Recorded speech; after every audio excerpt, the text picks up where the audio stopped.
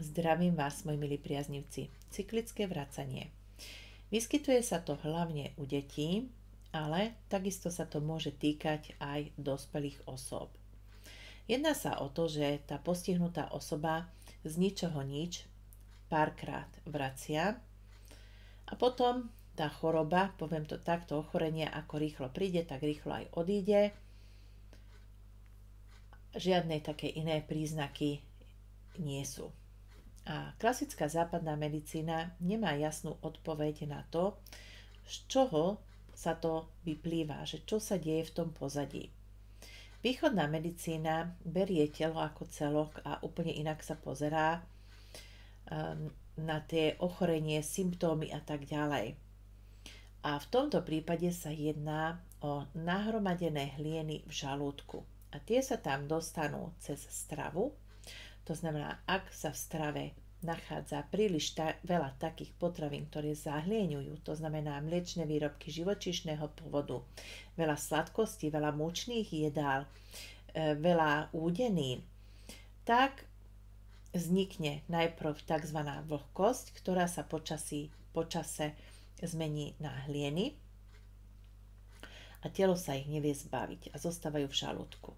A samozrejme, že tie hlieny tam začnú pracovať. A teraz do toho prídu voľaké stresy, niečo a tie hlieny sa dostanú do tzv. Protismeru. Telo sa snaží ich zbaviť a čo sa urobí?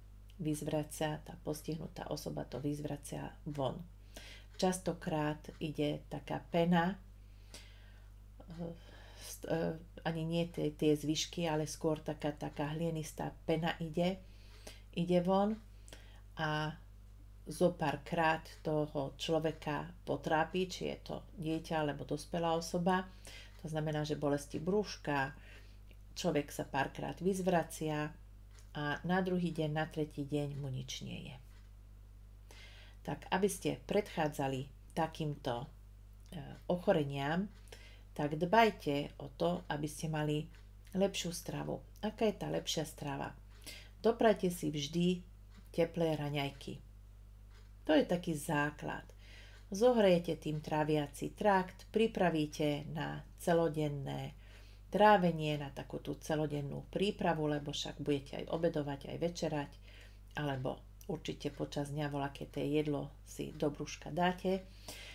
Takže telo pripravte tak, že si doprajete teplé raňajky. Môžu to byť vajíčka, môžu to byť polievky, môžu to byť kaše. Je to len na vás, čo si zvolíte. Keď nestíhate, tak si môžete urobiť nápoj čínskych mudrcov. Je to super, nahradíte tým jedno jedlo. Je to čaj, je to zo slzovky a zohreje to tráviaci trakt a pripraví žalúdok na to, aby počas dňa dobre fungoval. Skúste obmedziť sladkosti, majonézy, údeniny, také nezdravé jedlá. A uvidíte, že nielen žalúdok, ale celé telo sa vám odvďačí. Totižto, keď nebudete mať dobré trávenie, tak nemôžete mať zdravé telo. Všetko so všetkým súvisí.